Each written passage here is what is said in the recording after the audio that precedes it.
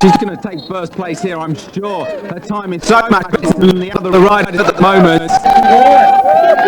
Coming into the last part of switchback here, the 1.85 mile course. The top part very steep and technical, the bottom part almost like a cross country. A lot of the riders were actually complaining about it, saying that there's too much up and down, but A.Chausson, look at it on the right hand side of your screen, 4:21, 22, 4:23, 63. A win for A.Chausson. And Caroline, this is your fourth Grundig win of the season. What can I say? I'm very happy. The course was very difficult and very physical. A technical course is in my favor. I'm very happy and I hope to continue in the same way. Yet another win for the flying Frenchwoman. Over less than 3 kilometres, a margin of nearly half a minute is a truly phenomenal performance. The rest really were chasing second place. And in that runners-up spot, a happy Mercedes Gonzalez. Missed on another consistent finish, but a lack of a win so far this year is starting to hurt. The 4 went down to 5, and Caroline at last gets her hands on the orange jersey. It'll take a real change in fortune to make her relinquish it. Washington State is a hot venue for mountain bikers, and even the Seattle police got in on the act. The Seattle police had 2 officers in the downtown area of Seattle that were very, very frustrated with the traffic congestion in the downtown core area, and decided that they needed to find some type of solution to being able to respond quickly to calls in the area through the traffic. Ron's mountain bike patrol is not just for show. They help clean up Seattle's streets effectively and quickly. Right after the unit was founded, 2 officers called for a transport. Obviously, it's kind of difficult to transport a prisoner in handcuffs on a mountain bike. So they called for a regular patrol car to transport back to the precinct about 12-15 blocks away. And the officers loaded the prisoner in the car. The prisoner wasn't, was happy to be away from bike officers. And the patrol car ran off down the road to go back to the precinct. By the time the patrol car got to the precinct, the bicycle officers were already in the precinct and had already finished their first cup of coffee. 504 en route. Downhill weekend is also dual weekend. Don't expect much sympathy from Ron if you ride round Seattle like this. Rain meant that course designer Glenn Jacobs and his crew had a tough job getting the course ready, but their creation produced a lot of excitement. In the women's final, Frances Johnny went head-to-head with Katrina Miller of Australia, making her 3rd straight dual win. If you look at the picture now, it's Katrina Miller on the left-hand side, is in the white jersey and almost loses the back end of her bike there, with Johnny, the 16-year-old Synthesi village rider, right on her wheel. Miller, of course, has won 2 races so far this season. And it looks like she's going to win another one here.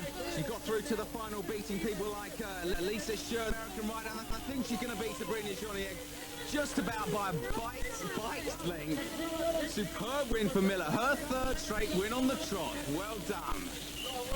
In the men's consolation, Will Longdon of Britain went eyeball to eyeball with Jeff Schofield, and the American blinked.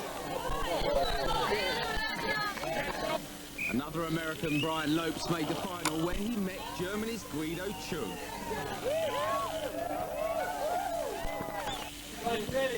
Brian Lopes on the left-hand side of your picture now on the left-hand side of your picture in the orange, the Mongoose rider, clearly a superb dual and dual slalom rider. He hot favourite at Big Bear last week, but he pulled out because he felt it was too dangerous, but he likes his course here, and he'd obviously got the advantage over Guido Chug here. Brian Lopes, hot favourite, fastest in qualifying, steamed over the line, an easy win for Brian Lopes, his 1st of the season. Riders came across another form of mountain biking in Seattle. A local video arcade has a new game based on the sport, and many of the riders turned up to give it a go, travel around the globe.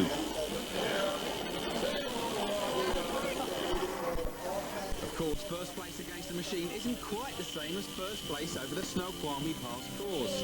Halfway through the season and the men's downhill is developing into a two-horse race between the old king, Nicolas Bullios, and the young pretender, David Vasquez of Spain. This course had a number of shocks for the unprepared, especially in the Black Forest section. A lot of people who went into the woods were sure of a big surprise. This was not a teddy bear's picnic.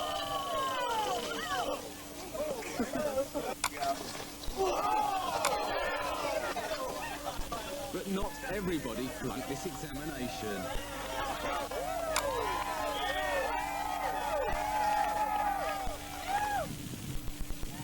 We go straight to the Swedish rider Johan Engström, the Scott International Pro. He's ridden so well this season, especially on the wet courses. I'm sure he would have liked it if this course had remained wet as it was in Friday and partly on Saturday. But Sunday, today, the race, the course are very, very dry. Designed, as I said earlier, in the women's race by Glenn Adams and 1990 world champion Greg Herbold, with the help of Mickey Douglas, the women's downhiller, now retired. But Johan Engström looking good at the moment. He was going through the checkpoint in a time of about 2:03, and that's the time to beat. But his time at the moment, he's got to beat that of the junior world champion, 4:11.23. That was Michael Pascal, the French team Sunrider, and I think Johan Engström is going to do that. He's going to be about a 4:08, I should think. A 4:08.09. Engström storms into first place. Good riding from the Swedes.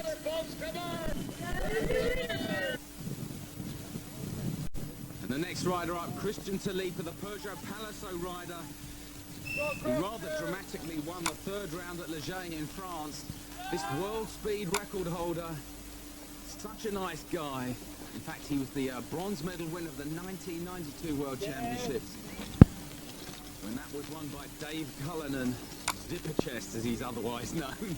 The Schwinn Toyota rider has won 3 dual races so far this season. But as you saw in the men's duels earlier, Cully wasn't a winner there. It was won by Brian Loads, but Christian Talipa, the Peugeot Palaiseau rider, looking very, very good at the moment. He's having a good year now. First at Le Gay. He actually said before this race that he had a dream before Big Bear that he wasn't going to finish in the top 30 at Big Bear, but he would finish in the top 5 here. And he might well do that, but I don't know whether he is going to beat that time. My word, he storms the time of Engström. 4:03.76. Superb riding from Christian. Now on course with the former Hot Chili rider Marcus Klausmann, now riding for B1. In fact, he actually rode for Sinteti Velici last year in 1997. Didn't have a happy year. He only finished 17th in the World Cup, whereas in 96, his first year on the circuit, he came second. A brilliant year for Marcus. Won a round of the World Cup then. Only 16th fastest in the semi this morning with a time of 4:17.11, but he's going to beat that, I'm sure, in the final here. Most of the riders gain about 10 seconds or perhaps even more in the final run. They really do give it their all, and Marcus very, very strong. In the winter he rides a lot of cyclocross, and he's looking very good at the moment, but I don't know whether he's going to beat the time of Christian Talipa. Talipa's time of 4:03.76. And no, Marcus is not going to beat that. He's going to go into second place, I'm sure. 4:05.76. Superb riding from the German.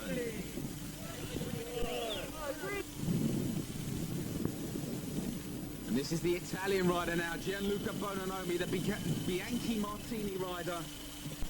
Has had a fairly quiet year so far, had his best result at the previous round of the World Cup at Big Bear Lake. Snow Summit, Big Bear Lake in California, just down the road from here, American terms anyway. 14th there he was. Looked good in qualifying. He was 9th fastest with a time of 4:14.21. But as I said before, I'm sure he's going to beat that time now in the final run. Had his best year in the World Cup way back in 1994. He was only 12th there. His brother also rides the World Cup, Loris Bononomi, but I don't think Gianluca is going to beat the time set by Christian Talipa, but he won't be far outside that. And here comes. What's it going to be for Bononomi? 4:05.55. Just under 2 seconds slower than Christian Talipa. And straight back to the overall leader of the World Cup, David Vasquez. He won his first race of the season in Big Bear Lake last week. And he's on the steepest part, one of the steepest parts of the course now. As I said before, TV doesn't really show how steep it is. The gradient here, very, very, almost 1 in 4. Vasquez super smooth in qualifying. Fifth fastest with a time of 4:11.21. Qualifying was actually won by Shaun's March, the Ellsworth rider. That really was a huge surprise. But I actually saw him in the semi-finals and he looked superb, especially on this very, very steep section in the Black Forest now. Coming up to the junior wall that Vasquez is on. Vasquez breezing through here, so smooth. Now on the lower part of the course, this is coming out of the second forested section. Vasquez, it was his first year on the World Cup last year and he had a marvellous result at the end of the competition, 9th overall, with the best place of 2nd at Nevergal. Very quiet, shy, unassuming Spaniard. Really did ride very, very well last week at Big Bear. I think it surprised a hell of a lot of people because he really is very, very small. And Big Bear, a very, very fast course. But he did say afterwards that he'd been training at Durango at altitude the week before with his teammate Miles Rockwell. And I'm sure that prepared him very, very well for this race here, but he's on for a very good time. David Vasquez, 4:03.76, Christian Taliba's time, the Peugeot Palazzo rider. And I think David Vasquez is going to beat that time. He's keeping his bike on the floor. 4:00.26.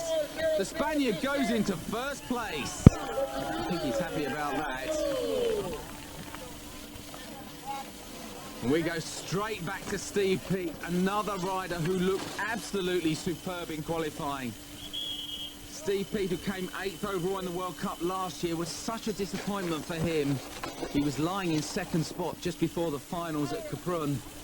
Had a massive crash there and eventually finished 8th, and I'm sure he wants to make up for that. In fact, I had breakfast with Steve Peat a couple of days before the final today, and he was very, very confident. He loved this course. He even said actually that he wanted it to rain. He really did breeze through this section. Just watch him now. He is a superb tactician, a superb technical rider. My word, Peat cleans that superbly. The GT Pro is on a run.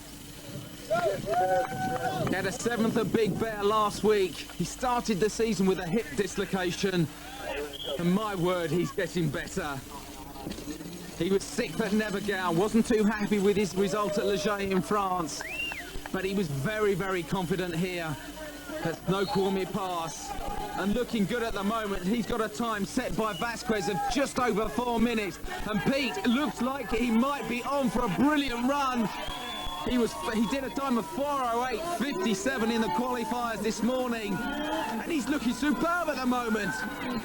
Pedaling when nobody really does pedal. Peat is out of his skin now, and it looks like he's going to beat the time of Vasquez. He's going to beat it by a mile. 3:55.23. Peat goes into first place. Absolutely brilliant. Only a couple of more riders now who could beat the time set by Steve Peat, and one of them, the 6-time world champion, Nicolas Vullios, riding for Team Sun. And I would say if anyone is going to beat the time set by Peat, it will be this man.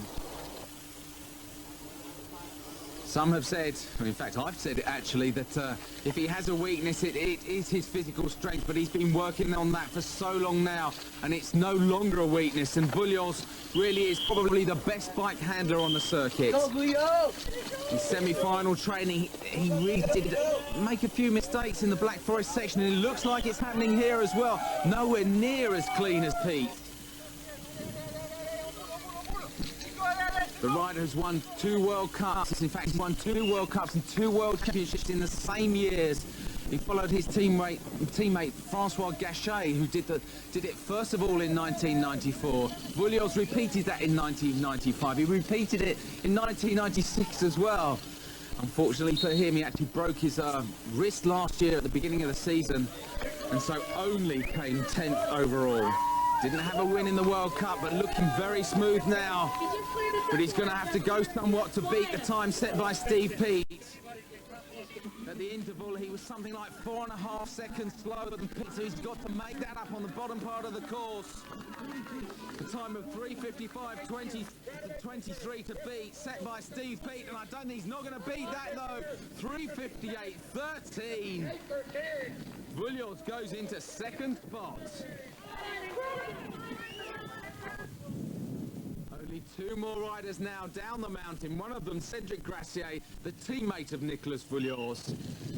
Gracier winning his first ever World Cup at Nevergo in the second round. And a superb ride there when conditions really were atrocious. But as you can see from the pictures at Snoqualmie Pass, conditions absolutely brilliant. The first time this course has been used for a World Cup. In fact, last year was the first time it was ever used for a Norba race, the American National Points Series. The men's race there was won by German rider Jürgen Benecke.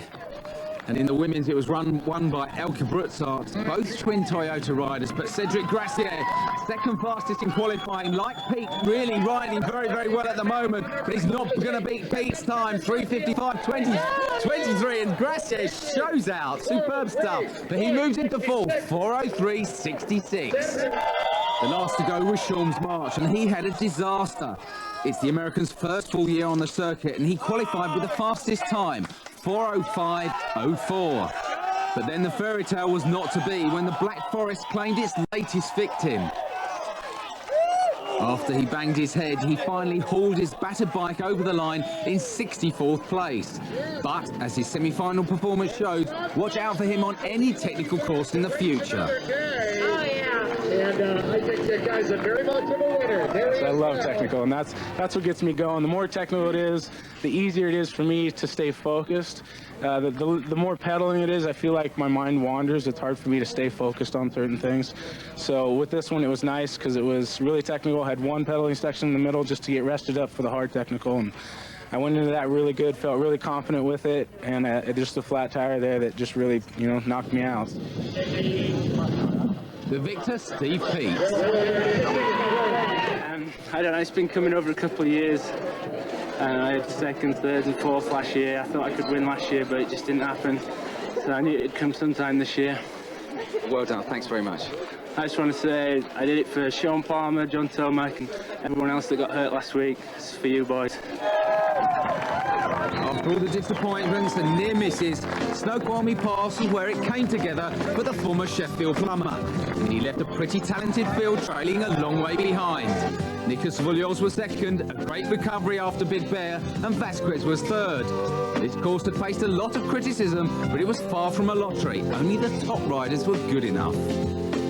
Vasquez retains the overall leader's jersey, though his margin is now down to 2 points from Vullios.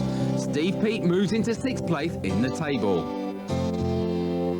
And A.Chausson's 4th win of the season propels Sun even further clear of Volvo Cannondale in the team standings. The rest are just making up the numbers. The downhillers take a break until Sierra Nevada in August, but the gap is filled next week by their cross-country cousins.